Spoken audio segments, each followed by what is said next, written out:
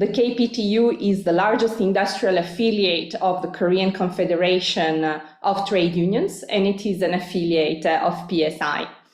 My name is Daria Cibrario, and I'm the local and regional government officer at PSI, and I will be co-hosting this launch session together with my colleague Huma Haq, who is a social care organizer at PSI.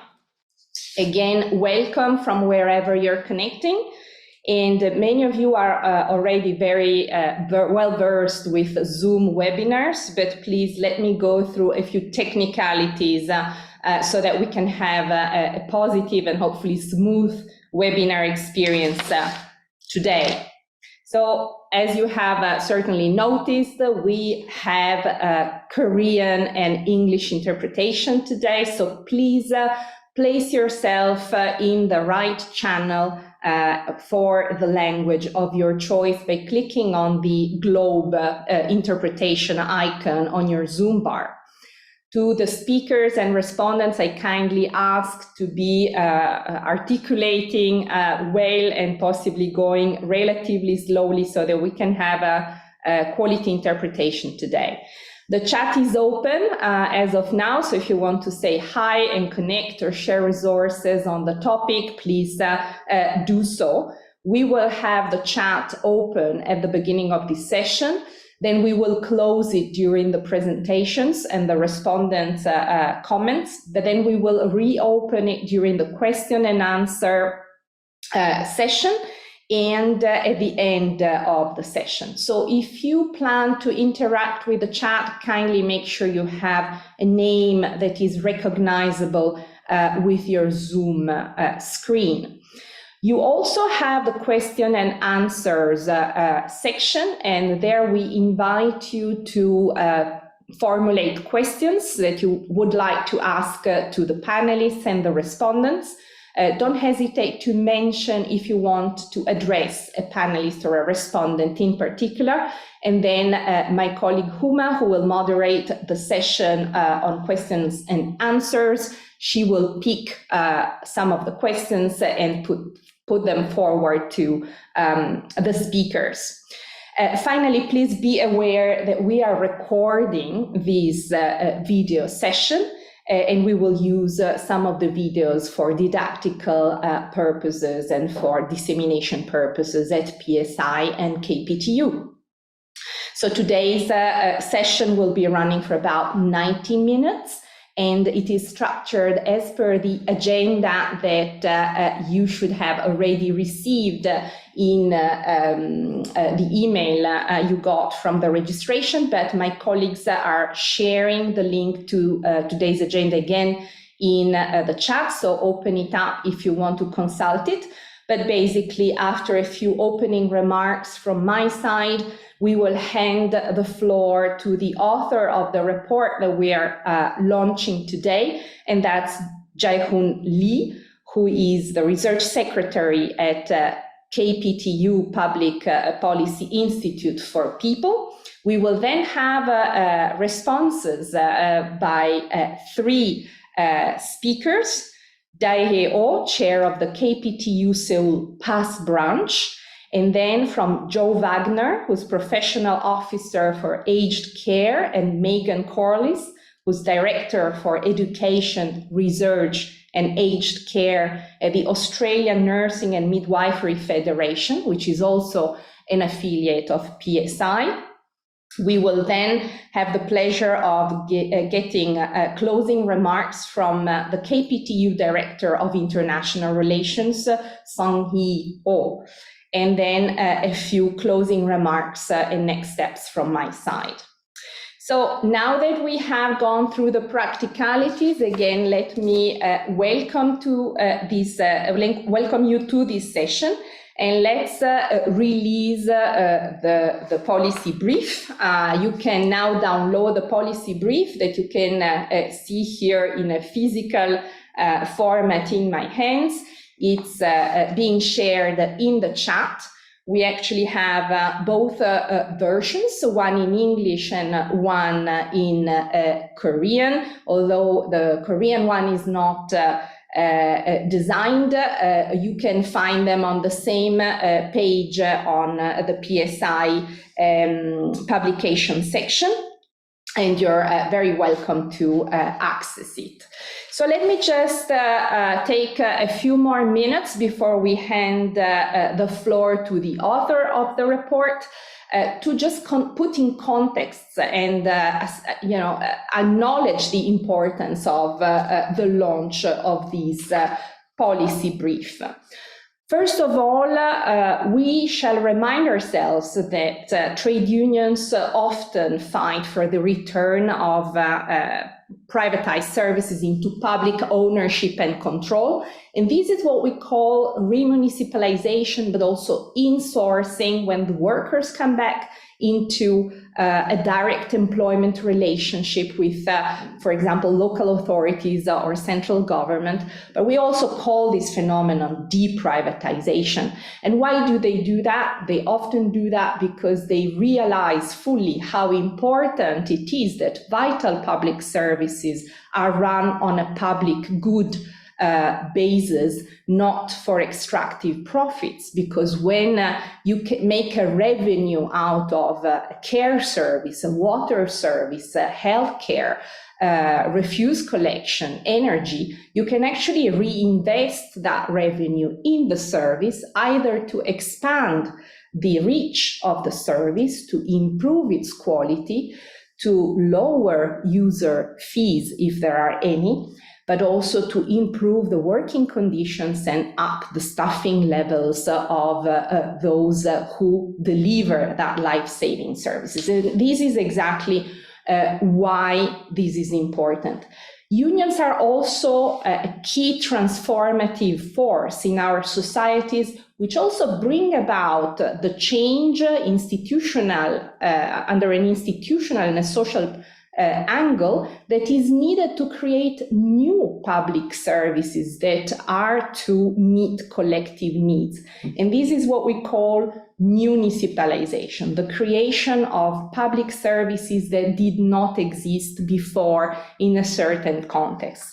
And so today's policy brief tells you exactly the story of the creation of a new public service in care in South Korea. And it also tells you how this has stemmed from the relentless and complex struggle and campaigns that the KPTU union has carried out and continues to defend relentlessly to deprivatize the care sector in South Korea and to create a more accessible, equitable, quality, and fair care system for all the Korean people.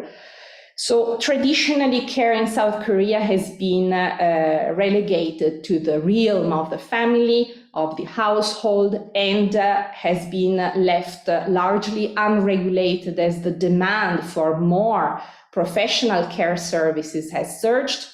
And if you will read in the report, and Brother Jae-hoon will show it to you, up to 90% of this sector has been left in the hands of private providers, with the ensuing consequences that stem from it: lack of access for some in rural areas, or for those who have very severe needs that therefore cannot make the private provider make a profit on the service. But also high costs, erratic service, a lot of bankruptcies, briberies, etc. But first and foremost, also very poor working conditions for those who deliver this essential service, overwhelmingly women. So we will hear about how the KPTU and its allies have instead managed in a very difficult political and social environment in South Korea for trade unions to bring about transformative change in this field to the benefit of the society, to redress the gender inequalities and territorial inequalities between men and women caring in households, but also between rural and urban areas, and so forth. And they have done so by pushing for localized services whereby workers are directly employed by municipalities or metropolitan areas. And this is indeed very much the case. Largely, care workers tend to be employed by local authorities, either directly or indirectly. So once again, I stop here. I just want to reiterate how important this endeavor that the KPTU continues to defend and advance is. It contributes directly to the work of PSI as a collective trade union movement in public services to advance our collective knowledge and practice of deprivatizing public services and returning them in the realm of the public for the public good. But this work also contributes greatly to the work of PSI in care, and notably the implementation of the PSI's care manifesto, whose 5 points include reclaiming care services in public hands as one of the transformative levers that we can use to make care a fair, accessible, and gender transformative service. With that, I stop here. I thank you very much for listening to this introduction, and it is now my pleasure and an honor to introduce the author of the paper, Brother Jae-hoon Lee, again, Research Secretary at the KPTU Public Policy Institute for People. And Jae-hoon researches on many topics, including, of course, labor and social and economic relations. And he has got a presentation.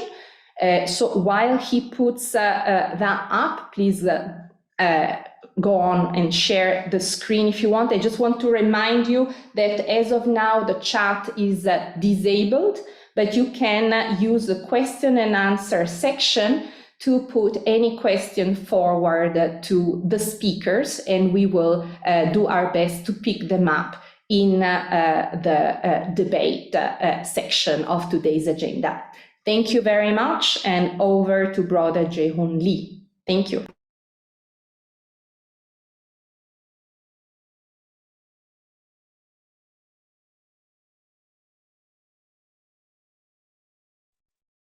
예, 반갑습니다. 저는 사회공헌연구원 연구실장 이재훈이라고 합니다. 잘 들리시나요? Can you hear me? 예, 지금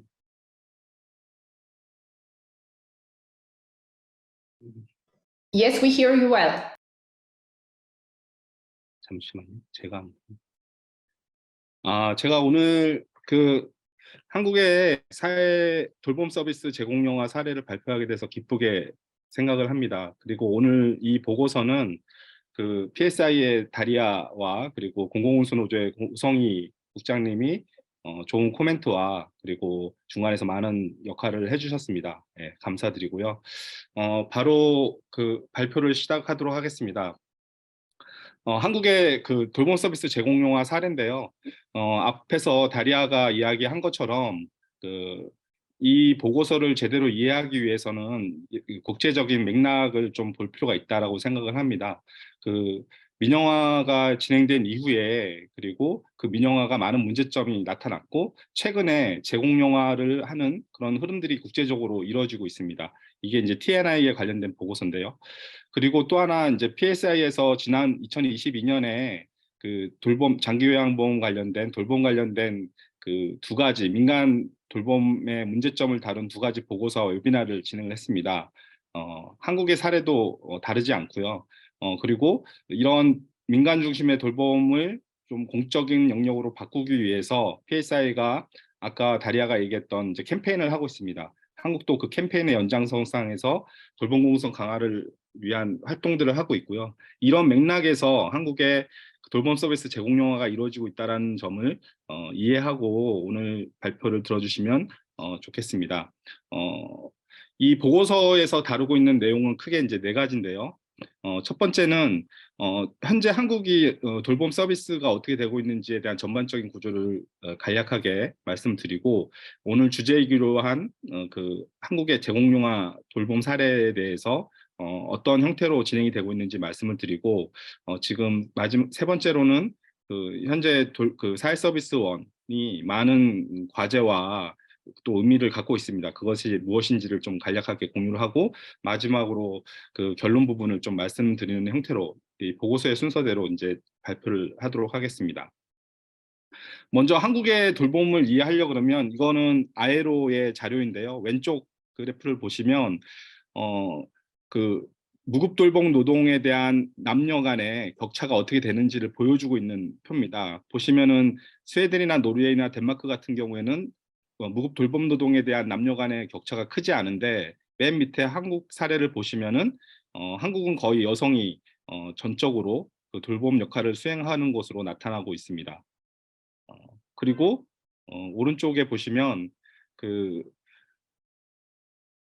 한국의 그 남성이 실제 무급 돌봄 노동을 가구 내에서 얼마큼 수행하고 있는지에 대한 시간을 잰 겁니다. 보시면은 한국은 하루에 39시간, 39분밖에 그 남성이 돌봄 노동을 하고 있지 않죠.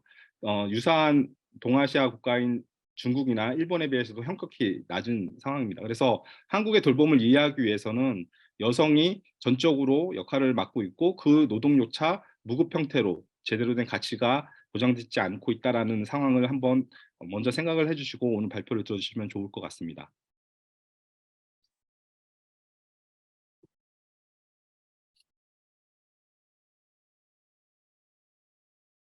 네. 그래서 한국은 이렇게 전통적으로 가부장적인 돌봄에 대한 여성 책임이 전적으로 맡겨져 있는 상태였는데 좀 변화하는 계기가 있었습니다. 첫 번째 계기가 바로 장기요양 보험 제도가 2008년에 이제 시행이 된 경우입니다. 2008년 이전에 그러니까 장기요양 보험 제도가 시행되기 전에는 대부분 그 가구 내에서 여성이 대부분 돌봄을 담당을 했었는데 이 제도가 도입되면서 국가가 어느 정도 돌봄에 대한 책임을 제도화시켰다 이렇게 보시면 됩니다. 그래서 법은 2007년에 제정이 됐고 실제 시행된 거는 2008년에 시행이 됐습니다. 이 밑에 그림을 보시면 되게 복잡하긴 한데 간단합니다.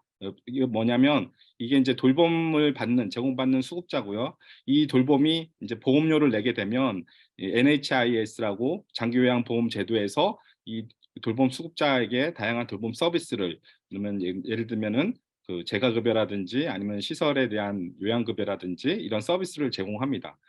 그런 전반적인 돌봄 요양 제도에 대한 특징이고요. 여기서 좀 더 자세히 내용을 보면 이 돌봄 그 장기요양보험에 대한 재원을 67.1%는 가입자가 낸 보험료로 운영을 하고 있고요. 나머지 32%는 정부가 이제 국고를 보존해 주고 있습니다. 그 중에 중앙정부가 한 12.9%가 중앙정부고요. 19.1%는 지자체가 담당을 하고 있습니다. 이 지자체가 담당하는 부분은 경제적으로 어려운 그 의료급여 수급자를 대상으로 한 급여가 이제 19.1%를 이제 지자체가 내고 있는 거고요. 그래서 그리고 이 장기요양보험 제도의 전체적인 지출을 보면 대부분 그 장기요양보험 급여를 지출하는데 96%가 쓰여지고 있습니다. 이 오른쪽은 장기요양보험 제도를 받는 대상자가 누군지를 이렇게 얼마나 되는지 규모를 보여주고 있는데요. 커버리지를 보여주고 있는데 실제 이게 2022년 기준으로 했을 때 한국의 65세 이상 노인이 900만 명 정도 됩니다. 그리고 장기요양 급여가 필요하다고 신청한 사람이 한 130만 정도 되고요. 그 중에서 실제 서비스를 받는 사람은 87.3%입니다. 전체 노인 기준으로 보면 10.7%고요. 이 비중은 점점 늘어나고 있는 추세입니다. 그리고 여기 장기요양보험 중에서 가장 핵심적인 오늘의 주제이기도 한 것은 뭐냐면 앞에서 얘기했던 이 돌봄에 대한 다양한 급여를 제공하는 주체는 대부분이 여기서 보시는 것처럼 민간이 이 서비스를 제공하고 있습니다. 대부분의 재원은 공적으로 마련되고 있지만 이 서비스를 제공하는 데는 민간인 거죠. 그 중에서도 개인 사업자가 83.9%로 대다수를 차지하고 있습니다. 지방 정부에서도 일부 있긴 한데 0.9%밖에 되지 않는 아주 제한적인 상황이고요. 이 개인이 운영하는 이 장기요양 기관은 2010년에는 11,000여 개 정도였는데 10년이 지난 2020년에는 거의 2배 가까이 증가를 했죠. 급속하게 증가를 하고 있습니다. 이게 오른쪽 표를 보시면은 여기 주황색 요 부분이 이제 민간 어린이집을 얘기하고 보여주고 있고요. 이 반대 요게 올라가고 있는 것이 민간 장기요양 기관입니다. 한국은 저출산 고령화가 심각해지면서 민간 어린이집 규모는 줄어드는 반면에 이 민간 장기요양 기관은 빠르게 늘어나고 있는 추세고 지금 장기요양 서비스의 대다수가 민간이다 이렇게 이해를 하면 될 것 같습니다.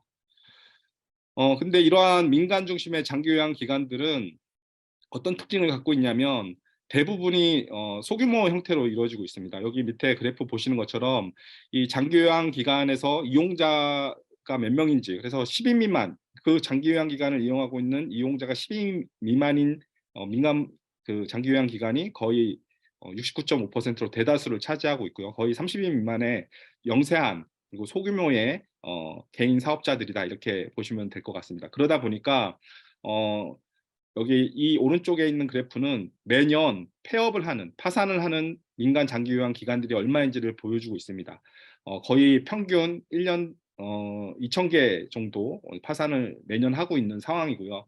6년 누적으로 보면 1만 2천여 개가 파산을 했습니다. 그러다 보니까 여기 지금 현재가 장기요양 기관이 한 2만 6천 개 정도 되는데 그 중에 이제 누적으로 보면 거의 절반 정도 안 되는 규모가 이제 파산을 한 거죠. 또 새로 만들어지기도 하고 그러면서 이제 문제는 뭐냐면 이렇게 소규모 영세 사업장이 하다 보니까 서비스 이용자의 서비스가 안정적으로 지급 제공되지 못하는 문제들이 있고요. 또 하나는 거기에 고용돼서 일하는 노동자의 고용 역시도 되게 불안정한 문제들이 있습니다. 좀 더 구체적으로 보면 이 민간 중심의 그런 공급 구조가 갖고 있는 것들은 아까 다리아가 외국 사례 이렇게 얘기해 주신 것처럼 실제로 많은 문제들이 있는데 그 문제 중에서 되게 위법하고 불법적으로 그러니까 공적 재원을 가지고 이 제도를 운영하고 있는데 민간이 서비스를 제공하다 보니까 여러 가지 부당 청구라든지 불법적인 거라든지 아니면 이제 가입 서비스를 제공하지 않았는데도 서비스를 제공한 것처럼 아니면 노동자를 고용하지 않았는데 노동자를 고용한 것처럼 이렇게 공적 재원을 불법적으로 수취하는 경우들이 많이 있었습니다. 예, 그래서 요 관련된 다양한 사례들이 있고요. 한 가지 예로 보면 이거는 건강보험공단이 조사한 건데요. 작년 2022년에 전체 689개의 민간 장기요양 기관을 조사를 했습니다. 근데 그 중에서 95.4% 거의 대다수죠. 대다수가 불법적이고 위법적이고 탈법적인 그런 운영을 하고 있다라고 적발이 됐습니다. 거의 대부분이고요. 적발의 규모도 300억 정도 됩니다. 근데 이거는 전체 아까 2만 개 넘는 민간 장기요양 중에서 극히 일부만을 조사를 한 거죠. 더 많이 조사를 하게 되면 이 규모는 더 커질 거라고 생각을 합니다. 그만큼 민간이 운영하면서 많은 문제들이 나타나고 있고요. 더 그 중에서 이제 민간 공급 그 장기요양 기관에서 일하는 노동자들 역시도 되게 열악한 상황을 노동을 하고 있습니다. 대부분이 계약직이거나 시급제 노동을 하고 있고요. 일부 시설에서는 풀타임 잡이 있긴 합니다. 근데 그 비중은 되게 낮고요. 근데 대부분 제가 돌봄 서비스인 경우라서 대부분이 이제 시급제로 하고 있고 그러다 보니까 임금이 낮고 고용이 불안정한 여러 가지 이제 문제들이 나와 있습니다. 요 오른쪽 그림은 뭐냐면 장기 요양보호사로서 활동을 하려 그러면 요양보호사의 자격증을 취득을 해야 됩니다. 요게 이제 앞부분이 실제 자격증 시험을 봐서 자격증을 딴 사람의 규모입니다. 근데 요 밑에 있는 이 그림은 뭐냐면 실제 자격증을 따고도 대부분이 요양보호사로 활동을 하지 않는 거죠. 그 이유는 여러 가지가 있습니다. 가장 큰 이유는 임금이나 근로조건이 되게 열악하기 때문에 실제 그 현장에서 활동을 하지 않는 거죠. 한국 같은 경우는 고령화가 되게 빠르게 진행되면서 이 돌봄 요양에 대한 사회적 요구가 되게 높아지고 있습니다. 한 보고서에 따르면은 앞으로 장기 요양 노동자들이 되게 부족해질 것이라고 전망한 보고서도 있는데요. 현실은 임금과 근로 조건이 나쁘다 보니까 자격증이 있어도 실제 일하지 않는 그런 사람들이 많이 있다라는 거죠. 이것이 현재 민간 중심의 한국의 돌봄 공급 구조가 갖고 있는 한계를 보여주고 있다라고 이제 생각을 합니다. 그러다 보니까 일자리가 나쁘고 그러다 보니까 서비스 질도 나빠질 수밖에 없는 그런 악순환을 갖고 있는 게 기존의 한국 돌봄 서비스의 현실입니다. 그런데 오늘 주제이기도 한 2019년에 한국은 전체 17개 광역 시도가 있는데요. 2019년부터 해서 지자체가 직접 사회 서비스를 제공하는 그런 사회 서비스원을 만들기 시작을 했습니다. 그래서 이게 2019년에 4개로 시작해갖고 지금 현재 2022년 같은 경우는 지금 2가지, 그러니까 충북하고 부산이 좀 늦어지긴 했는데 올해에 이제 바로 설립 절차를 마치고 올해 이제 설립될 예정이고, 단 한 곳 17개 광역시도 중에서 경북을 제외한 나머지 16개 광역시도에서 지자체가 직접 사회 서비스를 전달하는 그런 공적인 사회 서비스원이 만들어졌다는 것입니다. 이것은 기존의 민간 중심의 공급 구조를 생각을 하면 엄청나게 크고 혁신적이고 역사적인 전환의 시작이다, 이렇게 좀 평가를 할 수 있는데요. 그 사회 서비스원이 어떤 곳인지에 대한 구체적인 부분들을 좀 살펴보면요. 첫 번째 특징은 아까 이 사회 서비스원이라고 하는 거는 중앙정부와 지방정부의 공적인 재정 지원을 통해서 운영된다는 것이 핵심입니다.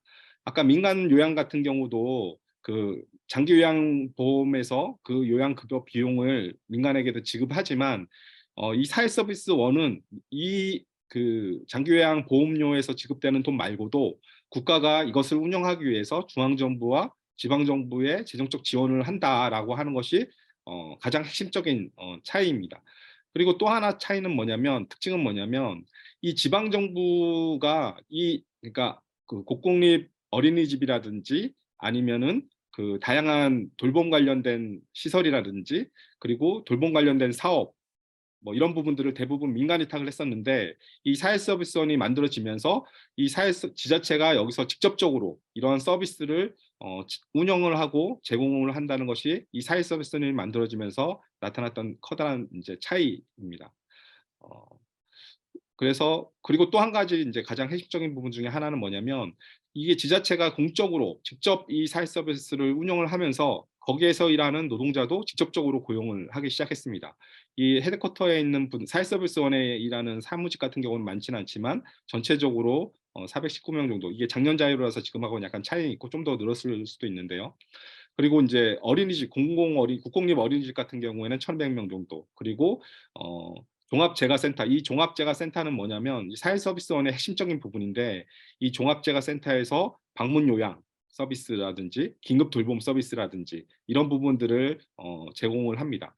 기존에 다 민간에서 했었죠. 그리고 이 종합재가센터의 일부에서는 그 장애인 활동 지원까지도 통합적으로 이 종합재가센터에서 서비스를 진행을 합니다. 그래서 전체적으로 4,000명 정도의 돌봄 노동자들이 이 사회서비스원에서 일을 하고 있고, 이 규모는 점점 늘어나고 있는 추세입니다. 그리고 이 노동자들이 기존에 민간에 고용됐을 때는 대부분 불안정한 노동, 낮은 임금 때문에 문제가 많았는데, 이 사회서비스원을 만든 취지가 돌봄 노동자들의 고용의 질이 좋아야 돌봄 서비스도 나은 서비스를 할 수 있다는 것이 기본 접근입니다. 그렇기 때문에 노동자에 대한 고용 안정이라든지 뭐 이런 부분들 되게 강조하면서 시작을 했죠. 그리고 방문 재가 요양 같은 경우에는 이런 그 월급제 형태, 시급제가 아닌 월급제 형태의 노동이 없었는데, 서울이나 일부 그 사회서비스원에서 실험적으로 월급제 형태의 노동을 하는 돌봄 노동자들을 직접적으로 채용하는 과정들이 있었습니다. 그리고 이 사회서비스원의 의미에 대해서 이제 좀 간략하게 살펴를 보면, 아까 얘기한 것처럼 돌봄 노동이라고 하는 것이 국가와 사회가 책임져야 되는 부분인데, 그전에는 민간이 시장의 이윤에 따라서 움직였죠. 근데 국가가 직접적으로 이런 서비스를 제공하면서 국가의 역할을 강화를 하게 되는 계기가 됐고, 돌봄 노동에 대한 가치에 대해서, 사회적 가치에 대해서 좀 더 인정하고 보장할 수 있는 그런 기반이 만들어졌다, 이렇게 좀 평가할 수 있을 것 같고요. 또 하나는 아까 말씀드린 것처럼 돌봄 노동이라고 하는 것 자체가 대부분 시급제 형태의 불안정한 노동이었는데, 지자체가 직접 이런 노동자를 고용을 하면서, 그리고 일부지만 월급제 형태로 노동을 고용을 하면서 좀 더 돌봄 노동 역시도 안정된 노동을 좀 수행할 수 있는 그런 제도적 기반을 갖췄다, 이렇게 볼 수 있고요. 이러한 돌봄 노동에 대한 인정 자체가 돌봄 서비스에 대한 부분의 강화로 이어지고, 특히 그 민간 시장의 파편화된 서비스를 아까 말씀드렸던 종합재가센터 형태로 통합적으로 서비스를 제공할 수 있는 장점이 있다라는 것입니다. 그리고 아직 대부분 여전히 그럼에도 불구하고 거의 99%가 민간이 운영하고 있는 제도적인 환경에서 이런 공적인 그 사회 서비스원이 생겨나면서, 비록 아직은 규모가 작긴 하지만 이것이 민간 시장에 미치는 파급 효과는 되게 크다고 생각을 합니다. 특히 민간이 하지 못하는, 그러니까 이제 뭐 장애 특정 대상들을 기피하거나, 아니면은 원거리에 대한 어, 대상자들을 기피하거나 뭐 이런 식으로 그 선별적으로, 그리고 이용자를 이제 가려서 받는 그런 민간의 많은 문제들이 있었는데, 이 공공 같은 경우에는 사회 서비스의 그런 역할들을, 민간이 하지 못하는 그런 공적 역할들을 수행하고 있고, 특히 코로나 시기에 그런 사회 서비스의 역할들은 긴급 돌봄 서비스를 시행하면서 더 이 사회 서비스원에서 수행하고 있는 돌봄 노동의 역할이 의미가 좀 더 강화된, 의미에 대해서 이제 높게 생각하는 그런 계기가 되기도 했습니다. 요 아래 두 가지 표는 사회 서비스원 노동자들이 실제 직접적으로 이 서비스 질에 대해서, 그리고 이 사회 서비스원이 지역 내에서의 역할에 대해서, 영향력에 대해서 어떻게 생각하는지를 본 자료인데요. 스스로 평가한 자료이긴 하지만 이용자들의 만족도는 이거보다 훨씬 더 높다라고 볼 수 있고요. 그리고 사적 그 민간 시장에서보다 더 서비스 질이 높다라고 하는 의견들이 더 많았습니다. 그리고 지역사회에 미치는, 돌봄에 미치는 긍정적인 영향들도 훨씬 더 많은 것으로 평가되고 있습니다. 실제 이용자들의 평가는 이거보다 더 높다고 좀 생각을 하고요. 이러한 사회 서비스원의 그 공용화 사례가 그냥 이제 정부가 민간이 문제가 많으니까 그냥 이제 자연스럽게 정치적으로 된 건 아니고, 이 사회 서비스를 만들기 위해서 공공운수 노조와 시민사회단체의 많은 역할과 노력들이 있었습니다. 처음에 이제 이 민간 시장에서 사회 서비스원의 공용화를 막는, 반대하는 많은 움직임들이 있었고요. 그거에 대해서 저항을 하면서 사회 서비스 우여곡절이 많았지만 사회 서비스원을 이제 제도화시키는 과정도 있었고, 관련된 활동들에 대해서 간단하게 여기 사진을 보시면 알 수 있습니다. 그리고 캠페인과 기자회견, 그리고 다양한 국회 내에서의 토론회, 뭐 이런 것들 활동을 좀 진행을 했습니다. 이 사회 서비스원에 대해서 이제 시작된 지 2019년에 4개를 시작으로 해서 이제 초기 단계입니다. 이 많은 의미가 있지만 또 많은 한계와 또 도전 과제들이 많이 있습니다.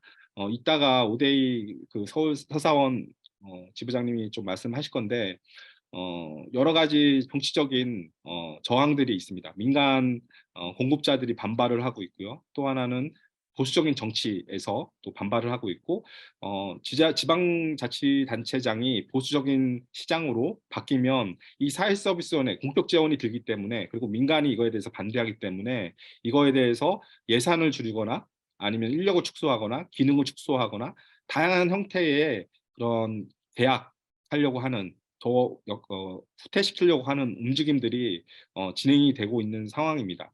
아까 애초에는 2017 올해까지 해갖고 다 사회 서비스원이 완료가 됐어야 됐는데, 경북 사례라든지 아니면은 뒤늦게라도 이렇게 두 개의 사회 서비스원이 이제야 개원된 것도 그런 정적 반발 때문에 늦어졌다, 이렇게 보시면 될 것 같고요. 이 부분은 오대희 지부장님이 구체적인 사례 다시 말씀해 주실 것이니까 좀 생략을 하도록 하겠습니다. 사회 서비스원은 많은 의미도 있고, 또 한편 많은 과제 또한 갖고 있습니다. 지금이 완결된 상태는 아니고 좀 더 발전해가는, 그래서 우리가 좀 더 이 사회 서비스 공용화 사례를 의미 있게 진전시켜 내가야 되는 과제를 안고 있는데요.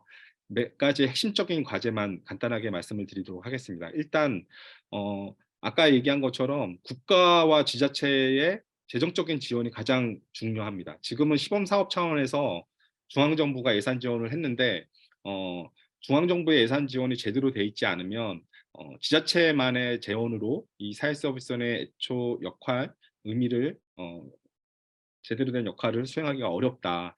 지자체 같은 경우에는 지자체마다 재정 자립도, 그러니까 재정 정도, 재정 상황이 좀 다르기 때문에 지방 같은 경우에는 이 서비스원을 제대로 할 수 있는 재정적인 기반이 충실하지 못한 데도 많이 있기 때문에 중앙정부의 예산이 좀 더 투입될 필요가 있다라고 보고요. 그리고 이 사회 서비스원은 공공 인프라가 많이 확충이 돼야 됩니다. 그래서 앞으로 공공 인프라가 좀 더 많이 확충이 돼야 되고, 또 어떤 경우는 공공 인프라가 예를 들면 노인 돌봄, 아니 뭐 예를 들어서 어린이집이 생긴다고 하더라도 이 공적인 어린이집, 그러니까 국공립 어린이집이 생긴다고 하더라도 이 어린이집을 민간 위탁하는 문제들이 여전히 생기고 있습니다. 노인 요양도 마찬가지고요. 그래서 공공 인프라가 국가가 돈을 내서 만든 국공립 시설 같은 경우는 민간 위탁하지 말고 사회 서비스원이 직영하도록 원칙적으로 그것을 법률로 명문화하는 것들이 좀 필요한 과제입니다. 그리고 그 아까 종합재가센터를 말씀드렸는데 앞으로 돌봄 서비스를 통합적으로 하는 것들이 되게 중요합니다.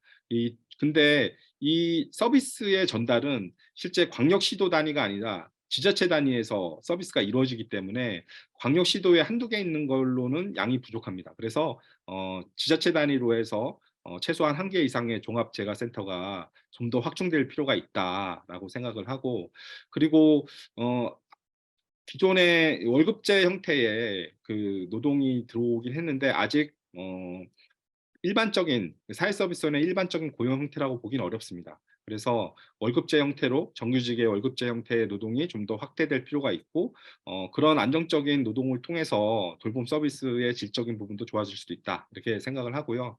그리고 돌봄 관련돼서는 지자체에서 많은 시설과 또 사업들이 이제 늘어나고 있는데 이런 부분들을 대부분 민간 위탁을 했었거든요. 그래서 사회 서비스는 만들어졌기 때문에 민간 위탁한, 아웃소싱한 그런 여러 가지 사업이라든지 또 바우처 사업 등 다양한 사업들을 이 사회 서비스원을 통해서 공적으로 수탁하는 그런 것들이 좀 과제로 남습니다. 그리고 맨 마지막으로 한 가지 더 강조하고 싶은 것은 시간이 다 됐는데요. 이 공적인 소유를 하는 것도 중요한데 이 공적인 소유를 어떻게 민주적으로 운영할 것인가라는 부분 역시도 되게 중요한 과제입니다. 지금 현재 노동이사제 형태로 노동자가 사회서비스원의 운영에 어느 정도 개입할 수 있는 것들이 서울이라든지 인천이라든지 몇 군데 있긴 한데 이것도 일반적인 경우는 아니고요. 또 형식적으로 운영되는 경우도 있습니다. 그래서 이 사회서비스원을 공적으로 운영하는, 그리고 민주적으로 이용자와 노동자들이 참여해서 제대로 된 돌봄 서비스를 제공할 수 있는 그런 민주적인 거버넌스를 만드는 것들이 앞으로 더 강조될 필요가 있다, 이렇게 생각을 합니다. 예, 이상으로 발표를 마치도록 하겠습니다.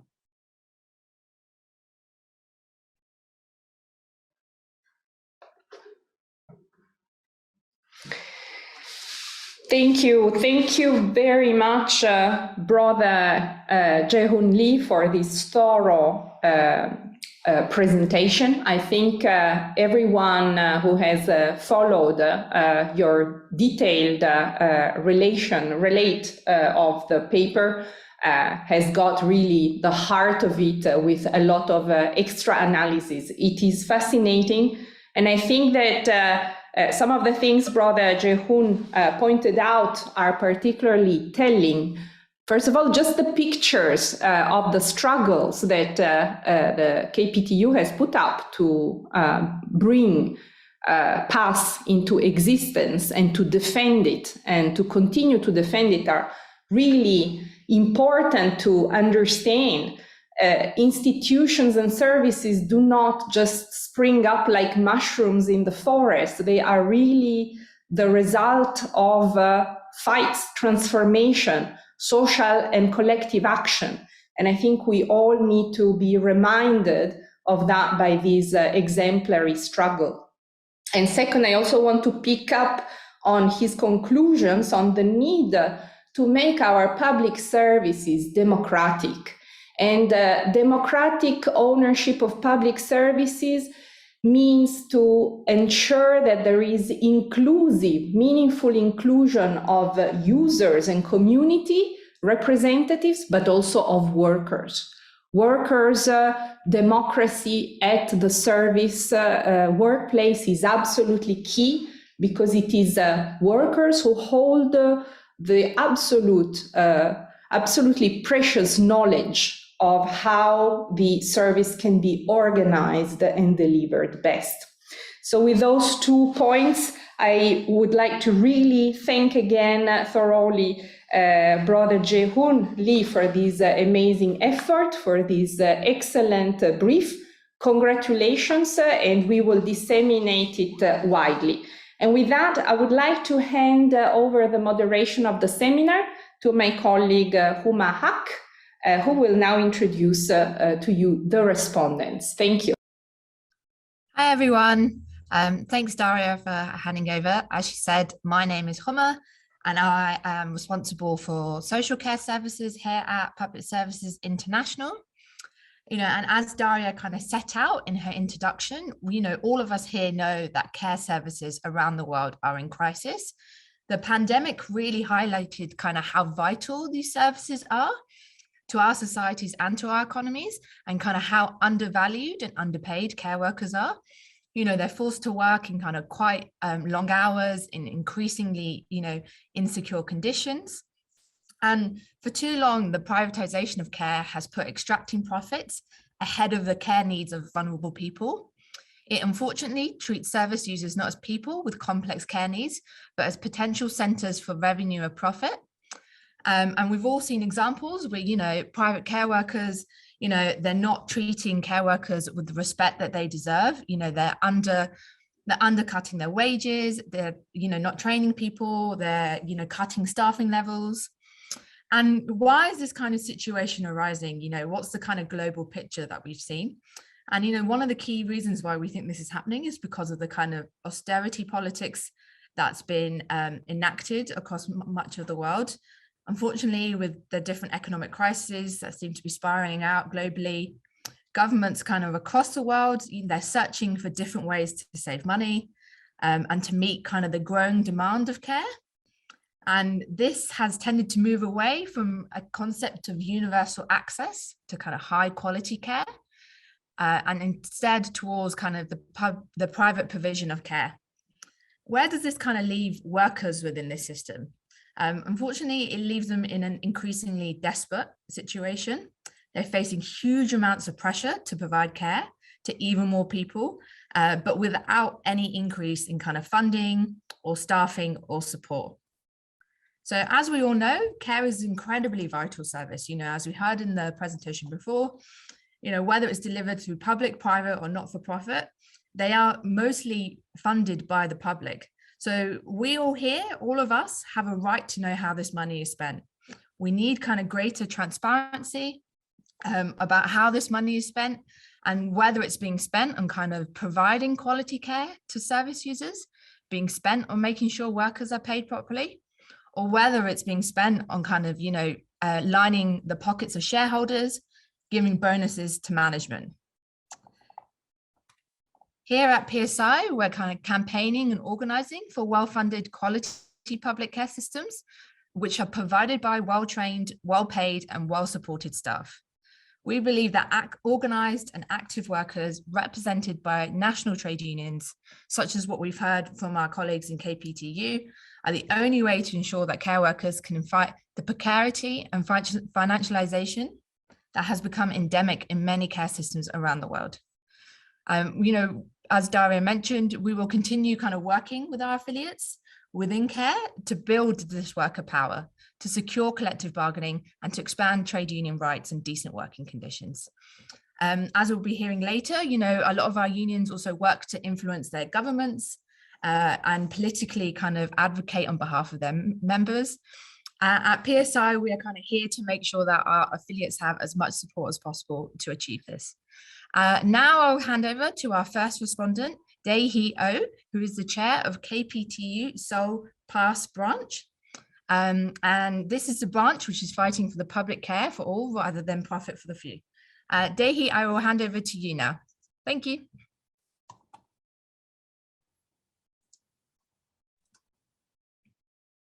잘 들리시나요? 네, 네. 네, 저는 소수의 이윤보다 모두를 위한 공공돌봄을 위해 이제 현재 투쟁하고 있는 서울시 사회서비스원 지부장 오대희입니다. 예, 반갑습니다. 네, 앞서 발제해주신 이재훈 연구원님 말씀처럼 한국은 이게 유일하다 볼 수 있는 공적 돌봄기관인 서울시 사회서비스원이 희망 같은 존재였는데요. 그 역할과 현재의 위기, 그 투쟁 상황을 좀 말씀드리겠습니다. 네, 사회서비스원은 그동안 이제 돌봄을 민간에서 이윤축으로 비용을 절감하는 방식으로 운영해서 열악한 처우와 노동 환경에서 제공하던 이 돌봄 서비스를 공공이 직접 고용, 직접 서비스 제공하기 위해서 설립된 기관입니다. 그래서 공공부문이 사회 서비스를 직접 제공하고 또 지역사회 내 선도적 제공기관 역할을 수행함으로써 사회 서비스 공공성 강화, 서비스 품질 향상을 위해 추진되는 것인데요. 또 이제 요양보호사, 장애인 활동지원사, 보육교사 등 돌봄 종사자들의 처우를 향상시키고 노동 환경을 개선하기 위한 목표도 지니고 있습니다. 특히 앞서 말씀해 주셨던 그동안 민간에서 시간제, 시급제, 호출 근로 형태로 일하던 방문 돌봄 서비스 종사자들의 고용 안정과 월급제를 통해 안정된 좋은 서비스를 하고 있습니다. 주요 사업으로는 이제 국가나 지방자치단체가 설치한 사회복지시설의 수탁 운영, 사회서비스 관련 법령에 따른 각종 서비스 등의 제공, 또 사회서비스원의 운영시설 및 제공 서비스와 지역 내 사회서비스 연계 계획 수립 지원, 또 종사하는 사람들의 처우를 개선하고 고용의 안정성을 높이기 위한 사업 등이 있습니다. 다시 말하자면은 사회서비스를 공공에서 제공하면서 전문성, 투명성을 높이고 종사자의 처우를 개선하기 위한 사업이 사회서비스원의 주요 사업, 핵심 사업입니다. 서울시에는 여러 복지시설이 있습니다. 구립이나 시립이 기립이 하나 민간 위탁으로 운영돼서 실질적으로 민간이 운영하고 있습니다. 그렇기 때문에 2019년도에 설립된 서울시 사회서비스원이 갖는 가치는 매우 특별한데요. 현재 서울시 사회서비스원은 12개의 종합재가센터와 2개의 데이케어 센터, 7개의 어린이집을 직접 운영하며 지역사회에서 서울 시민들에게 서비스를 제공하고 있습니다. 그래서 민간에서 기피하거나 불가피하게 지원을 못하는 돌봄 공백을 채워넣고 활동지원사나 돌봄 종사자를 직접 고용해서 시급제가 아닌 월급제로 운영하면서 서비스의 안정성, 재고 등을 개선해 왔습니다.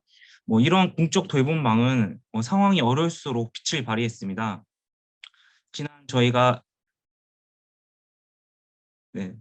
코로나 위기를 맞았었는데요. 네, 서울시 사회서비스원은 지난 2002년 5개월년간 이제 300여 명의 돌봄 인력을 투입해서 2만 1,000시간의 긴급 돌봄을 제공하면서 코로나19 시기에도 서울 시민들의 일상을 유지하기 위해 최선을 다해왔습니다. 모두가 예상치 못한 코로나19 감염병이라는 이제 처음 청거라던 시기에 사회적 취약계층들의 감염병 대응 체계가 없었던 그 혼란의 상황 속에서 제가 발제하고 있는 발제자 역시도 공적 사명감으로 현장에서 중증장애인 자가격리시설 동반미소라는 긴급돌봄 지원 사례의 첫 사례로 투입을 해왔었습니다. 이 모든 것은 그 서울시 사회서비스원 공공돌봄기관이 있었기 때문에 가능했습니다.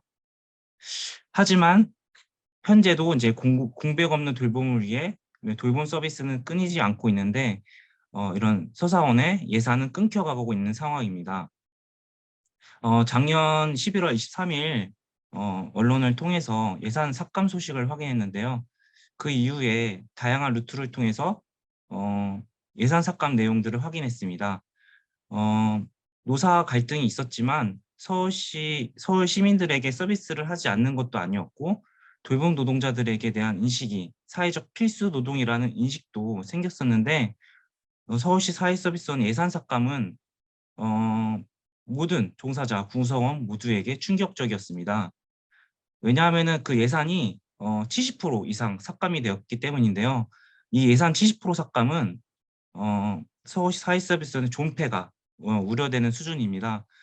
공공돌봄을 받고 있는 이용자, 뭐 다시 또 민간 시장으로 가거나 일상이 무너지고 또 우리 돌봄 노동자들은 설립 취지대로 처우 개선은커녕 집단 해고를 걱정하고 불안정한 상황입니다. 예산이 왜 삭감됐는지 잠시 조금 살펴보겠는데요. 여러 가지 이제 언론 보도나 시의회 발제문들을 보면은 출연금의 의존도가 너무 높아서 검토가 필요하다. 그리고 사업의 수입을 더 올려야 된다. 또 민간보다 많은 월급을 받고 있다. 또 바람직한 형태를 보이지 않고 있다. 도덕적으로 해이한 조직이다. 병가 비율이 높다. 그리고 마지막으로 돌봄은 민간 시장이 하면 맞는 일이다. 민간이 하면 되는 일을 공공이 해서 능률을 떨어뜨리고 예산을 낭비시키고 있다. 뭐 이렇게 이런저런 이유로 서울시와 관계자들이 공적 책임마저 부정하는 이야기로 예산이 삭감되었는데요. 민간의 열악한 상황과 비교해서 예산이 많이 들어가니 낭비다, 축소해야 된다 이렇게 말을 하고 있습니다. 하지만 서울시와 이렇게 서울시와 뭐 여러 정치인들이 알아야 될 이야기가 조금 있습니다.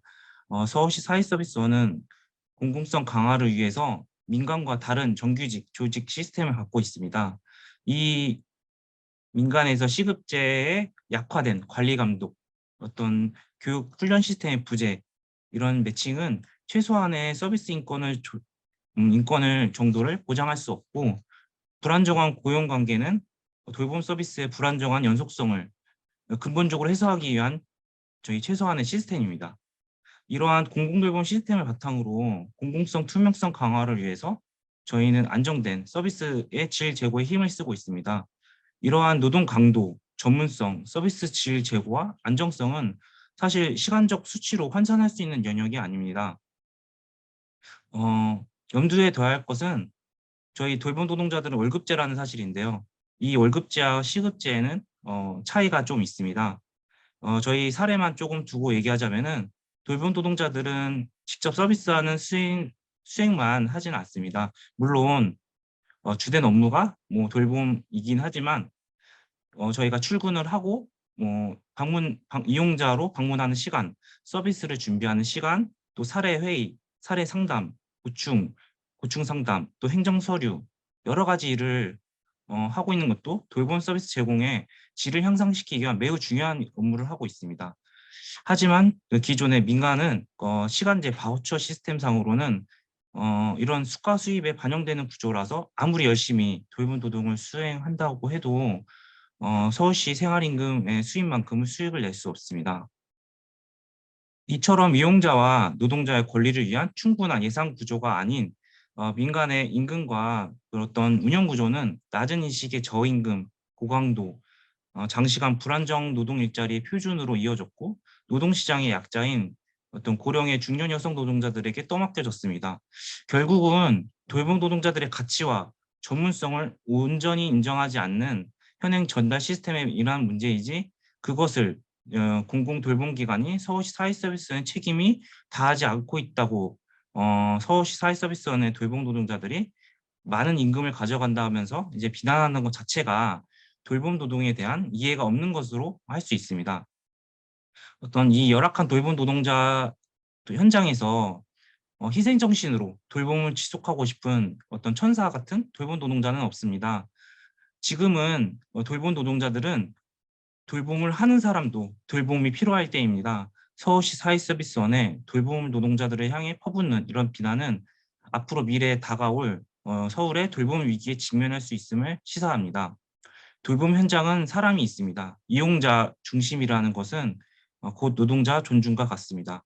제 마지막으로 서사원이 폐업이 된다면은 현재 서비스를 받고 있는 이용자에 대한 돌봄 공백이 우려될 수 있고요. 서울시 사회서비스원처럼 민간처럼 이용자를 선택해서 서비스를 제공하는 구조는 아닙니다. 좋은 이용자, 돈 많은 이용자만 골라서 서비스를 할 수 있는 없는 구조라는 것입니다.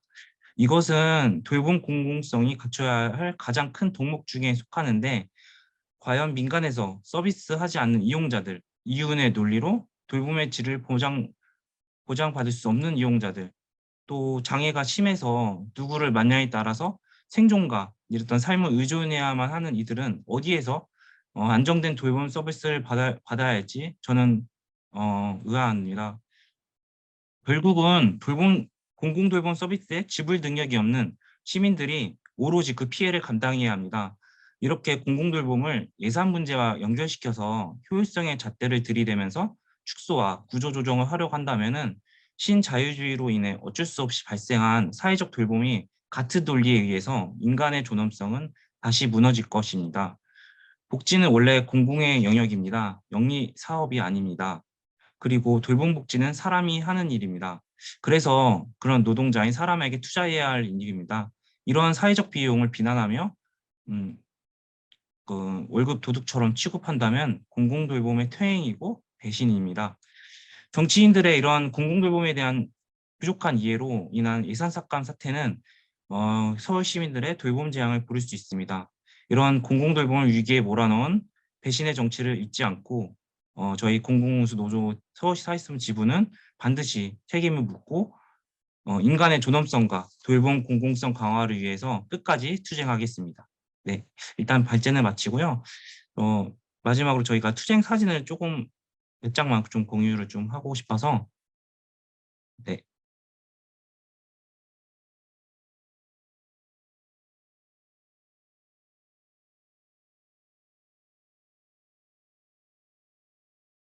네, 이거는 이제 예산 삭감됐을 때 저희가 서울시 앞에서 집회를 했던 사진이고요.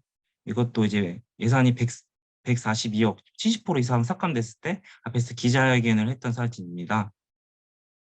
그리고 저희가 매달 이제 공공성 강화를 위해서 촛불분화제를 하고 있습니다. 서울시청 앞에 촛불분화제를 진행하고 있고 또 거리에 나와서 이렇게 대규모 행진을 하면서 목소리를 내고 있습니다. 네, 이것은 서울시 사회서비스를 이용하고 있는 이용자 또 보호자와 함께 서명운동을 하고 장애인 이용자와 함께 공공성 강화와 운영 정상화를 위한 촉구 기자회견을 했던 사진입니다.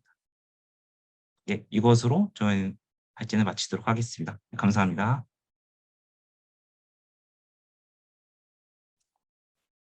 Thank you so much, Dehu. That was amazing. Thank you so much for setting out kind of the work that you're doing. And, you know, it's really important to see that unions aren't just advocating for the rights of care workers, but we're also advocating for better quality care systems.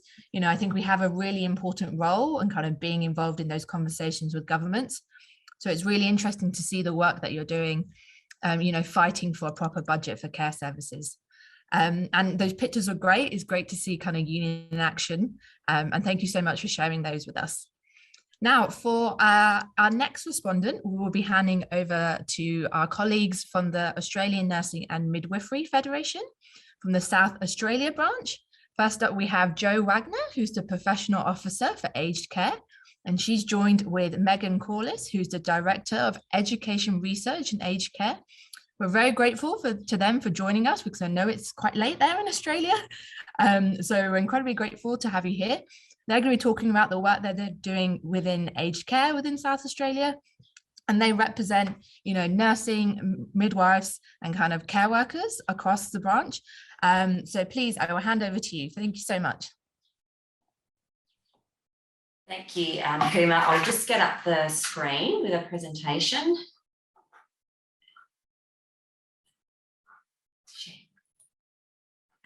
So just firstly a little bit, thank you so much for inviting Megan and I to present today, and hopefully we can offer some useful information.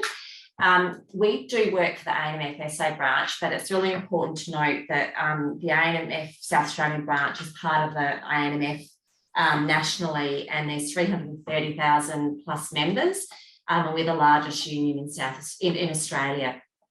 In the SA branch, we're the professional industrial organisation representing 23,000 nurses, midwives and personal care assistants. And we have been the leading voice for nurses, midwives and carers for over a century. We do negotiate positive outcomes for our members at local, state and federal levels. And in the SA branch, we also own and operate the Australian Nursing Midwifery Education Centre, which is a registered training organisation, and have our own union legal. And I've also established a charitable foundation, the Rosemary Bryant Foundation. And Megan is actually the director of AMMEC and the Rosemary Bryant Foundation. So in Australia, just giving you a bit of an overview of aged care, we have 3 levels of government. We've got federal, state and local government. And our aged care sector is funded and legislated by the federal government. Our aged care services are delivered by a mix of for-profit, not-for-profit and government-owned providers. And the types of aged care services the federal government funds are for care in the home, residential aged care and short-term care. I hadn't put up there, but I just wanted to add that we have regulation of our aged care industry as well, and that's overseen by the Aged Care Quality and Safety Commission. And our workforce is also in aged care is made up of registered nurses, enrolled nurses and personal care workers. And there's probably about a 25% nursing ratio to probably 75% personal care worker ratio. Really, probably like everyone has said, there is still a crisis in aged care, and what we're seeing here in Australia is that ageing population. We've got a significant increase in the number of people aged over 85, and with that we're seeing that increased frailty, multiple comorbidities, polypharmacy. We've had constant change over a number of years with the shifts in government policy through successive governments. And we've had inadequate and substandard care, neglect, chronic understaffing, and that's certainly been exacerbated by COVID. There's been a lack of transparency with funding. So where with providers, where is that money going? There hasn't been transparency around that. That's already been mentioned as well. And it has been actually difficult to attract public support due to the stereotyping of the sector with all the negative media around it as well. I'm going to hand over to Megan now, because I think this is the bit you'll be really interested in. So thank you, Jo, who's has given a great overview of aged care. And the tension really that drove a lot of our campaigns was the increasing complexity of need of older people in Australia, so that people are getting very old here, and so they're requiring a lot more care. But then we've got a very thin workforce, so we have our work, the number of people working in the sector is getting smaller and smaller, and a lot of them are getting older. So we've got this tension within the sector. Just initially, we just wanted to highlight one of the things that had happened in Australia. We've had a number of campaigns, aged care campaigns. We've had a number of changes of government, or certainly our governments are only in place for 3 years. So yeah, that requires us to go out and campaign each time we go into a new cycle. So what we wanted to highlight, though, I think where our success has come has been in the number of campaigns and building within those campaigns. So the union itself has been able to learn from each of the campaigns and be able to use those learnings to, I suppose, to advise the next campaign as we go through. And the 2022 campaign last year was a very successful campaign with a change of government, and the new government is very, really sympathetic to the aged care sector, and in fact made aged care one of its major political strategies, including our Prime Minister now actually spoke about aged care as the first thing he spoke about prior to when he was putting up all of his policies. So it was very useful. I've just added there the 2018 Royal Commission into aged care, so this was really useful for us too. The Royal Commission is like a public inquiry. It was called by the previous Liberal government, and what it gave us was a significant springboard in order, really helpful for the union to get a bunch of recommendations about aged care, which related to the workforce and the poor care. So we were able to use all of those recommendations in our campaign.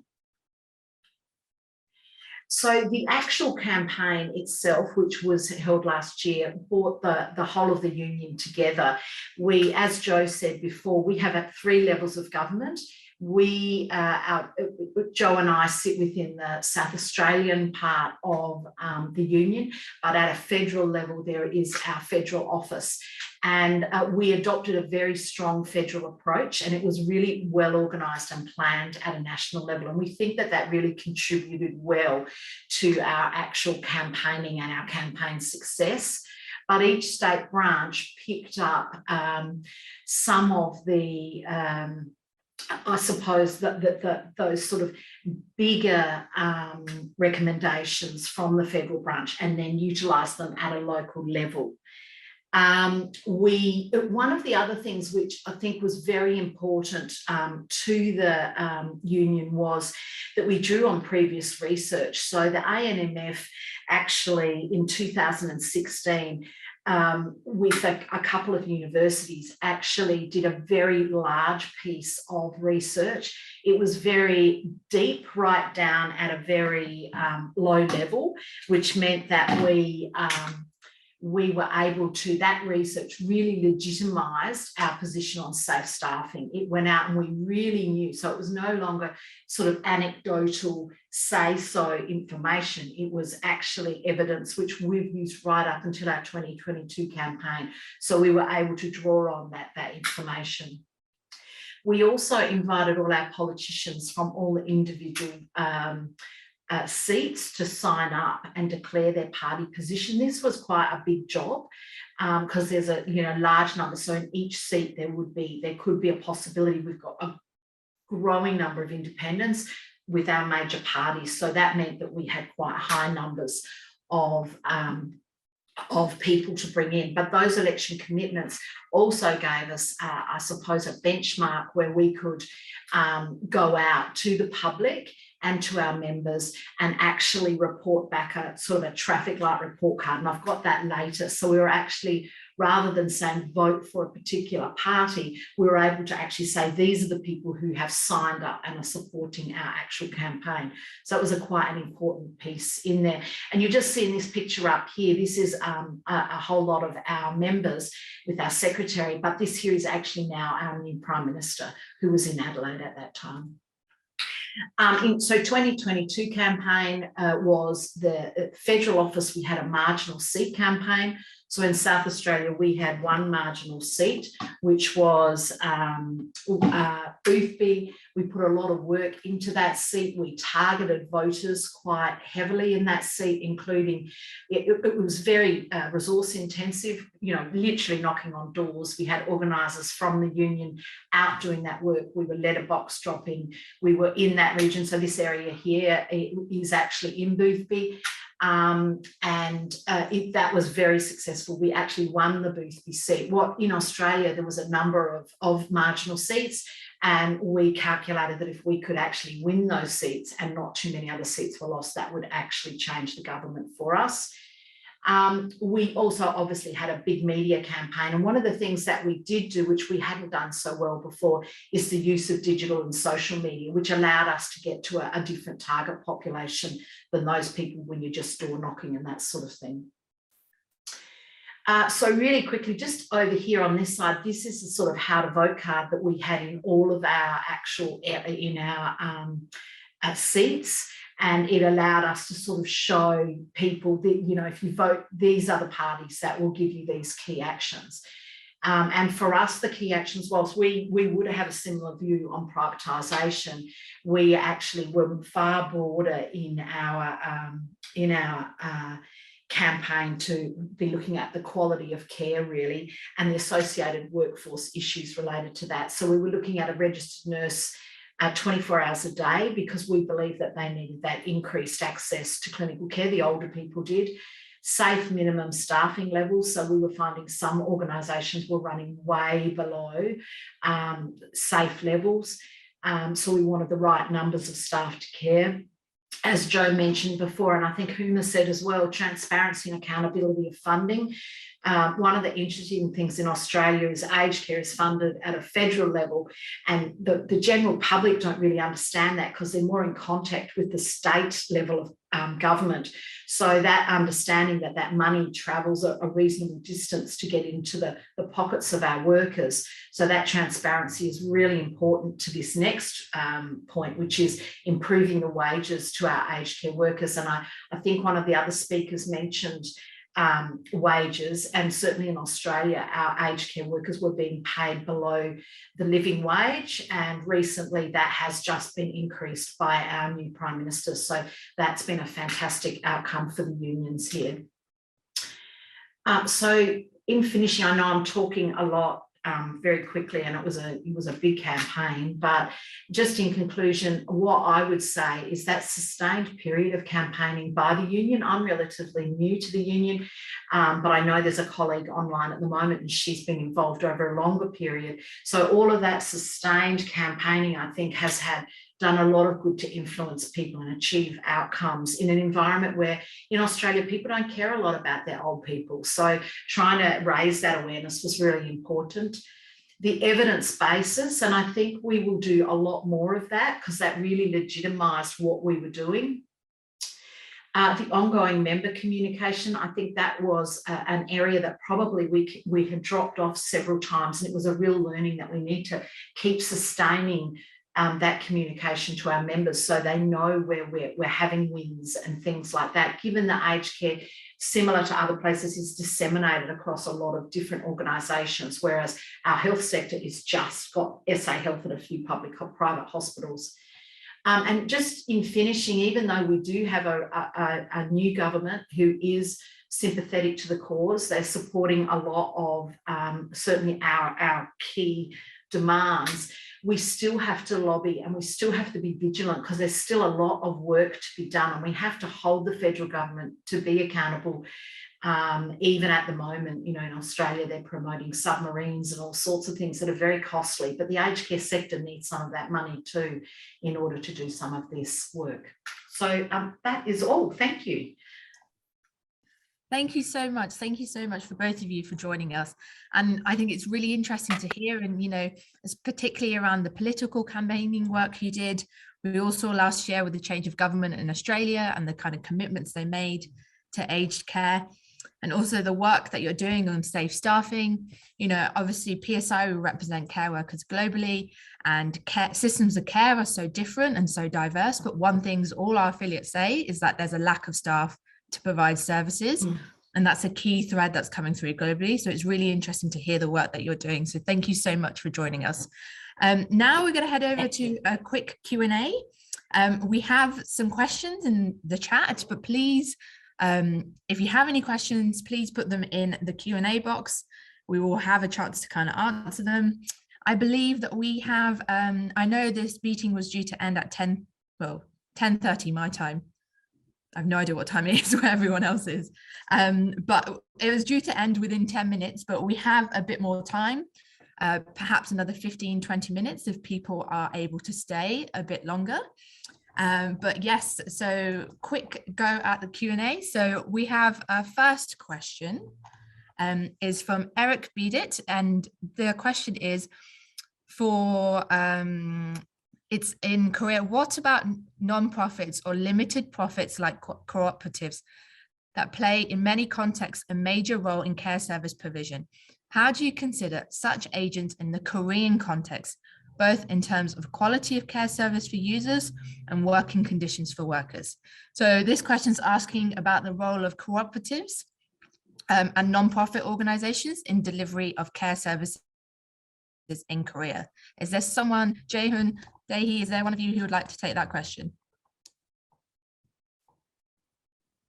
Jae-hoon? 되게 좋은 질문이라고 생각을 합니다. 되게 또 논쟁적이기도 하고요. 비영리 법인이나 뭐 사회적 기업 아니면 협동조합 같은 유형의 돌봄 기관에 대한 국제적인 그 국가마다 좀 상황은 좀 다를 거라고 생각을 합니다. 근데 한국 같은 경우에는 이 보고서 앞부분에 담기긴 했는데 전통적으로 복지 서비스에 대한 제공을 비영리 법인들이 해왔습니다. 대부분이. 지금도 그렇고요. 그런데 비영리라고 하더라도 많은 문제들이 있었습니다. 불법적인 비리 문제뿐만 아니라 비민주적인 운영, 그런 여러 가지 문제들이 있어서 돌봄의 공공성을 강화하기 위해서 국가마다 맥락은 좀 다르겠지만 한국 같은 경우에 이 비영리 법인이라고 해서 공공성이 담보되는 것은 아니다라고 좀 생각을 하고, 아까 프랑스 분도 아까 있었던 것 같은데 그 프랑스의 SOS 그룹도 비영리이지만 여러 가지 이제 문제들이 있다라고 좀 알고 있는데 한국 같은 경우는 더 심하다. 그래서 국가와 지자체가 돌봄에 대한 책임과 역할을 강화하는 것이 대안이지 제3섹터형 같은 유형은 대안이 좀 아니라고 생각하고, 노동자의 근로조건이나 임금 같은 경우도 비영리 법인 같은 경우는 민간과 그렇게 큰 차이가 없다. 다르지 않고 되게 열악하고 서비스 질적 수준도 되게 낮다. 이렇게 말씀드릴 수 있을 것 같습니다.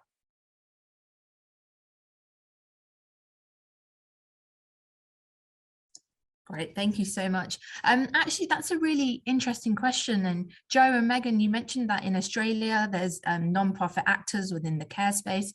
I would be really interested to hear about kind of what kind of the situation is for kind of service users and the working conditions for workers within those institutions. Yeah, so the not-for-profit sector in Australia at one stage, certainly in South Australia, they dominated so not-for-profit dominated our landscape. That is changing quite dramatically with very large organisations, and in fact, there's a huge not-for-profit organisation that's swallowing up the for-profits, and we're seeing the behaviours are becoming very similar because, of course, not-for-profit actually you have to make profit anyway. I'm no economist, but you have to make profit in order to survive. So I think they're behaving in very similar ways. However, they did grow out of the charitable religious sector. So they do have some good value sets around some of the way they deliver care. However, I think at the moment, they pretty much all look very similar because of the lack of workforce and that sort of thing. Yeah. Would you agree? Yes, yeah, absolutely. Yeah, that's really interesting to hear, and particularly interesting that even though these organizations have a set of values, that, you know, perhaps the situation and the systems are kind of built that they're having to act in maybe ways that don't align with those values. And so that's really absolutely. Thank you so much for that. So we have another question from Matthew Egan. I think this is one for you, Dehi. And this question is, what way can, we can see that the private sector currently dominates the sector within Korea, but what are your hopes for how much of the sector past can control in South Korea in the future?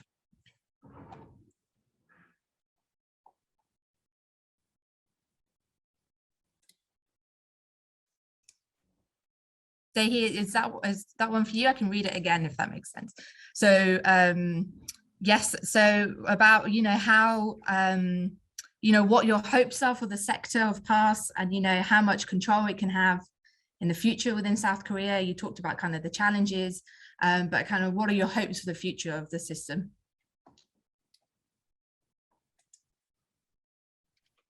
네, 말씀 주신 대로 아까 초반에 결국엔 인력의 문제라고 하셨었는데, 원래 서울시 서비스의 목표는 서울시의 25개구를 다 구마다 설립하는 게 목표가 있었는데요.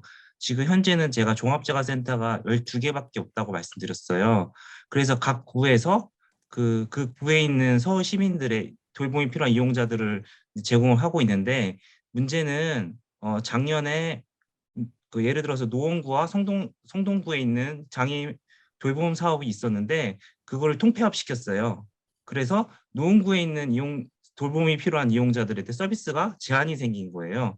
그러다 보니까 이런 식으로 아까 말씀 주신 대로 각 구에서 하나씩 서울시 사회서비스 공공기관이 있어서 많은 이제 영역에서 확대가 돼야 되는데 이게 통폐합되고 줄어들고 있고 인력을 충원을 안 하고 있습니다. 제가 2019년도 즉 3년 전에 채용이 됐는데 그 이후로 충원을 한 명도 안 했어요. 그러다 보니까 더 많은 공적 돌봄이 필요한 사람한테 서비스 제공을 해야 되는데 불구하고 확대가 안 되고 있는 그런 실정을 조금 말씀드리겠습니다. 네. 추가해서 간단하게 말씀드리면 지금 어려운 상황인 건 분명해요. 축소의 움직임이 있고 그렇지만 사회 서비스 애초에 목표했던 것보다 지금 달성하지도 못하고 있는 상황이거든요. 근데 이제 향후에 사회 서비스원을 더 이제 축소 움직임을 막고 더 강화해 나가야 된다. 이 방향은 분명하고 1차적인 목표는 최소한 지금 99%가 민간이 하고 있는데 사회 서비스원이 전체에서 30% 정도라도 먼저 그런 공적인 서비스를 제공하는 것들이 1차적인 목표고 그 민간에 대한 부분들을 방대하게 이제 이렇게 막 늘어나고 있는데 민간에 대한 규제를 강화하고 문제 있는 기관들에 대해서는 적극적으로 퇴출하는 그런 적극적인 방식이 공공 인프라를 확충하면서 민간의 규제를 강화하는 그런 것들이 좀 병행해서 민간들도 공적인 역할을 수행하고 있기 때문에 공적인 규제를 받도록 하는 것들 그런 것들이 같이 병행해야 될 것 같다고 생각합니다. 사회 서비스는 앞으로 더 강화돼야 되고 1차적으로는 30%까지는 최소한 확충돼야 된다 이렇게 생각을 하고 있습니다. Great. Yeah, thank you. And, it's about, wanting to provide those services, but making sure that we have the right staffing levels to provide good quality services. Our next question is for Joe and Megan. It's from Cyril Dutch from France. The issue of safe staffing, transparency, and accountability of public funding are really important. Can you tell more or send any publications you might have done about your work on safe minimum staffing levels? Because colleagues and comrades in Europe are very interested in your work, and also the situation in Korea and the problems that are everywhere around the world. So basically if you have any more information about the campaigns that you run on kind of safe staffing, because as I mentioned, I think it's a problem that lots of our affiliates are facing. Yeah, and the publication that we have that I referred to, that's a public document. So we absolutely, if you can give us, we can send it through to Tom or whoever we work through, and then he can distribute that. We'd absolutely love to do that. And there are a couple of other organisations here that have done work around tax reform within the sector as well, and so that might be a really interesting around some of the and it's interesting because some of the not-for-profit organisations may have been involved in some tax avoidance similar to some of our for-profits, so we can send some of those things through as well. Yeah, very happy to do that. Great, thank you. That's amazing. We have another question that's come through. What sort of non-compliant employment practices are care workers in South Korea regularly subjected to? Do you have a particularly big problem with care workers being paid below the minimum wage? So, is there a lack of enforcement from government? Is there an issue with kind of underpaying of care workers, particularly below the minimum wage?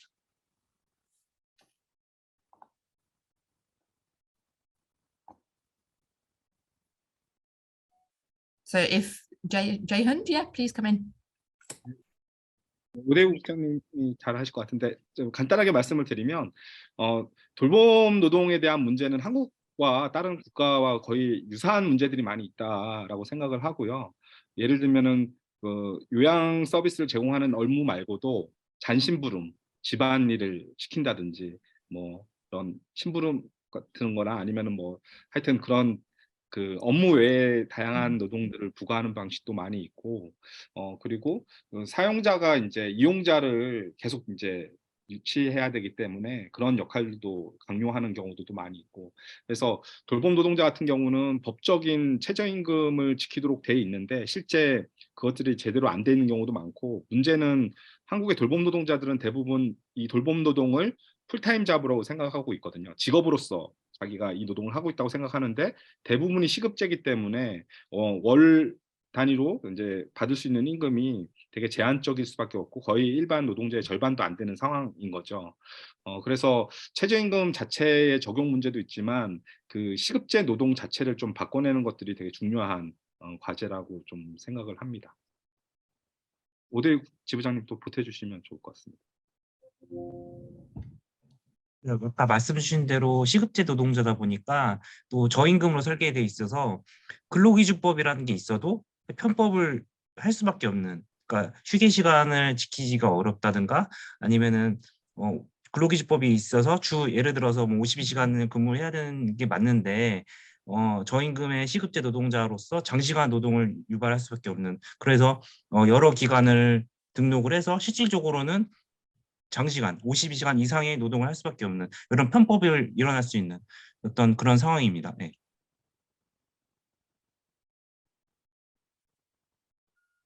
Yeah, I think that's really interesting to hear.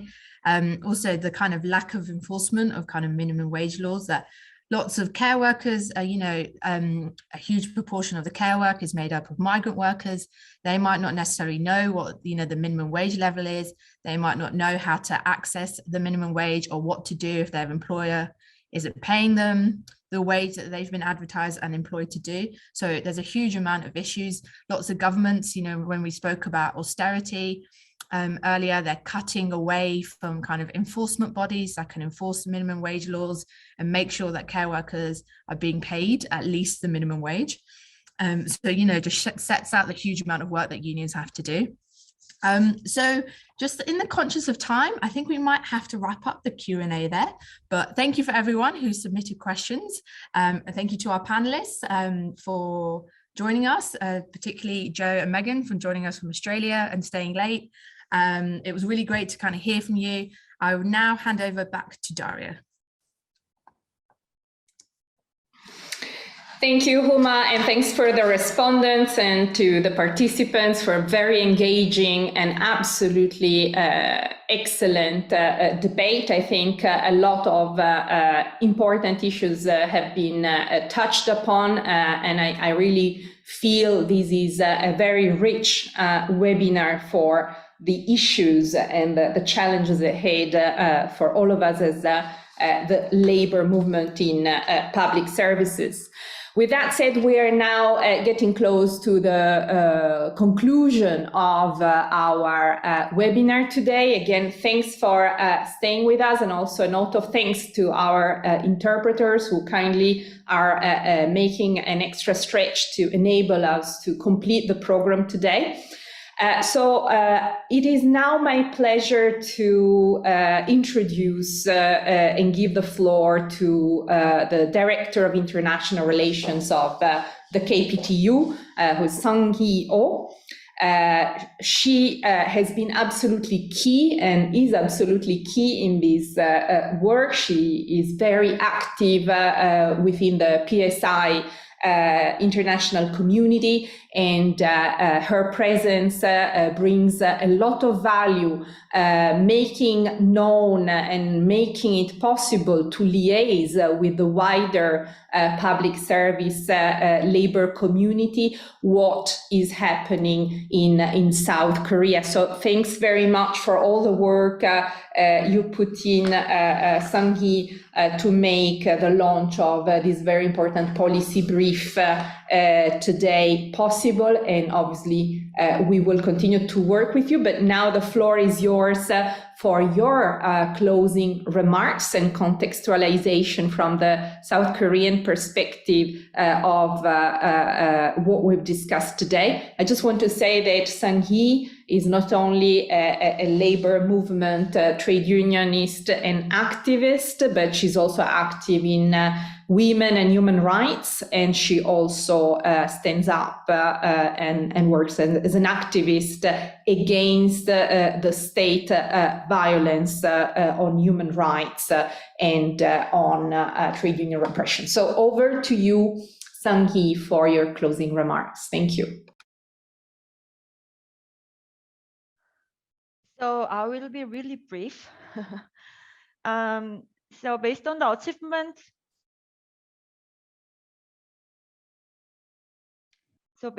achievement, we have made in past, KPTU adopted its 2023 work program at its annual Congress in February 2023. In the work program, we committed to put our utmost efforts to the struggle for strengthening the publicness of public services and expanding trade union rights for all workers against the market fundamentalism-based austerity policy of the Yoon Suk-yeol administration during the economic crisis. The Yoon Suk-yeol administration has consistently demonstrated its commitment to downsizing and privatizing public services through a series of policy announcements before and after its inauguration in May last year as follows. First, gradually opening up monopoly sales structure of Korea Electric Power Corporation to the private sector. Second, selling 40% of Incheon International Airport Corporation's share to the private sector. Third, putting forward a plan for private sector initiatives in social services, including health, care, and education. And lastly, promoting competition between public and private enterprises and reducing public sector by consolidation and abolition of public institutions. In response to such policies, I would like to share 3 major works that KPTU is currently working on. So the first is a campaign for legislation of the Framework Act on prohibition of privatization and remunicipalization of public services, which was moved in the National Assembly on 15th March 2023. The bill has 3 parts. The first is prohibit privatization of public services that are essential to people's lives. This includes energy, water, sewage, transport, aviation and airports, education, health and care, social welfare, culture, housing, and the environment. The second is prohibit privatization of public services in disguise. Privatization in disguise includes selling public institutions' assets to the private sector, opening markets to the private sector, allowing private investment in the public sectors, and outsourcing public services to the private sector. The third one is remunicipalization of public services that have already privatized. This includes reclaiming public services to the public hands that either have been privatized partially or fully or privately led, such as telecommunications, care, energy, and urban metro.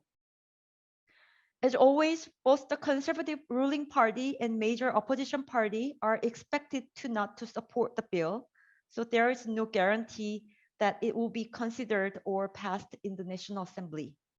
But KPTU will continue to work with progressive parties and civil society organizations for the bill to be legislated. The second one is the National March campaign to call on the government to reverse its plans for public utilities bill hikes in the second half of the year. The Yoon Suk-yeol administration, which drastically increased energy bills earlier this year, citing a lack of state finances in the face of actual wage cuts for the workers, is forecasting further energy bill hikes and public transport fare increases in the second half of the year. The Yoon Suk-yeol administration has decided to cut public services in the name of maintaining state finances while granting tax cuts of 60 trillion Korean won for corporations and the wealthy for the next 5 years. In response, KPTU's National March, cultural festivals, and reach out campaigns are taking place with alliances in major cities across the country from 10th March. In the campaigns, KPTU is calling on the government to reverse its plan for public utilities bill hikes and to take its responsibility for enhancing public services. Finally, KPTU and PPIP have published a book magazine named The Future is Public last week. This magazine will be published twice a year. although we have not formally sought permission from TNI, obviously we borrowed the title from TNI. So this is the actual book. Maybe I blur the. Yeah, so this is the book. We hope this magazine will present what the elements for strong public services that our society needs are, as well as what our alternatives are against market fundamentalism-based policy within the labor movement. The Korean version of the first issue was released last week, and the English version will be released in April. So as you can see on the slide, contributors to this first issue include David Hall from PSI-RU, Huma from PSI, Guy Collis from Unison, and Sean Sweeney from TUIT. So I will share a link to the English version through PSI at RG network if possible. And also we'll share the link through KPTU's website and Facebook. So lastly, I hope that KPTU's campaigns to strengthen the publicness of public services can contribute more to the international movement for municipalization of public services. KPTU always stands in solidarity with international unions campaigns and fights for strong and quality public services with universal access. Thank you.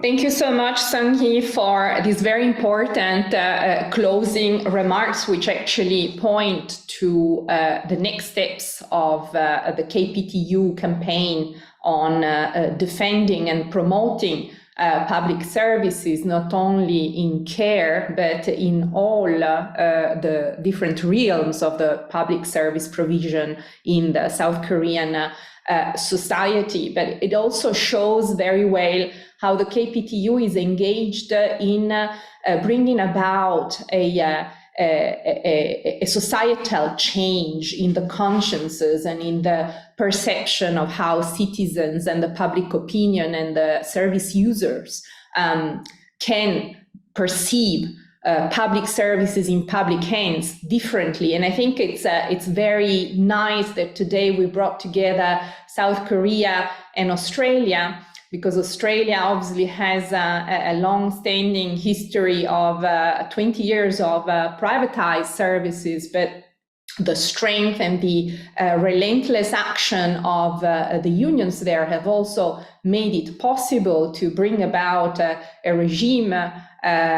policy regime change with the election of the Labour government last year, which paves the way to good hopes for insourcing and for a transformative and systemic change of public services. And we hope that despite the fact that South Korea is now facing a very conservative government, which does not hesitate to use the police to raid the offices of our trade union comrades, you will stand up to this major challenge and you will win, because in the end, the reality of public services in public hands and the potential they have to tackle the multiple crises we are all living today, not only climate, of course, but also inequality, and also the lack of access to services, inflation is just absolutely overwhelming. So with that, I would just like to thank again all the speakers and you as a public for a very interactive session. Before we do that, let me just ask the speakers and panelists to just turn on their video for a moment.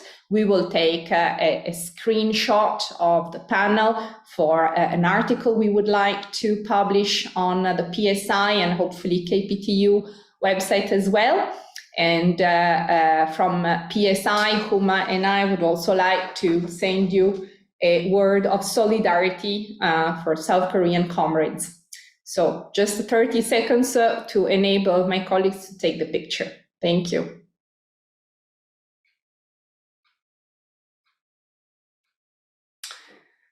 I take that has been done. So thank you very much. Let me just go about thanking everyone in the right way. Just one word on what are the next steps on the PSI work on remunicipalization, as this is a good opportunity.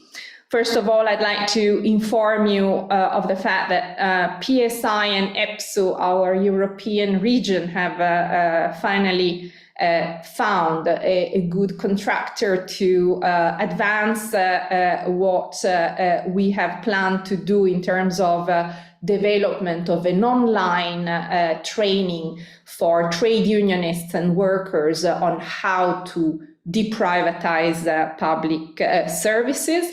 And we count on the KPTU participation in the steering committee of this project that will start shortly, probably as of next month. I've seen colleagues from Unison, I've seen colleagues from the CFDT France. You're all welcome to join us in this important endeavor, which we hope will equip our trade unions with the tools and the collective intelligence we have gathered to continue and advance our deprivatization of public services.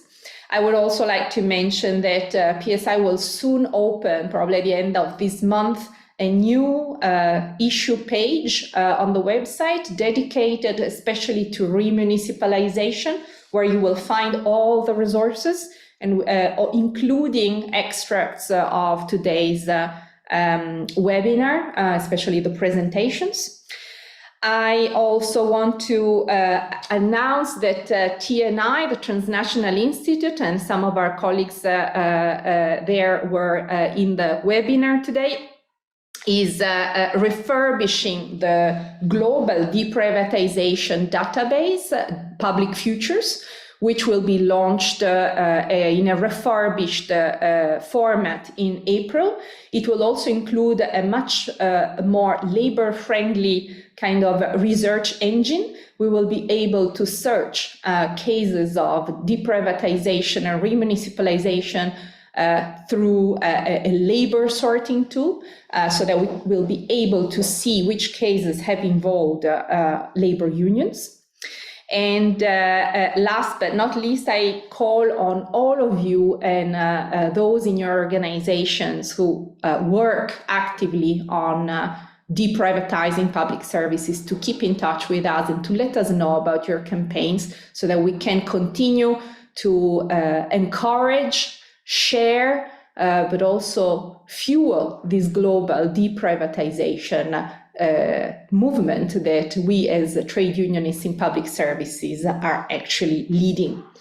And with that said, I would like to thank our speakers, Jae-hoon Lee, Dae-hee Oh, Song-gi Oh, but of course also Joe Wagner and Megan Corliss for your extremely valuable contributions. To the colleagues from South Korea, I would like to say 감사합니다 in Korean, in my bad Korean.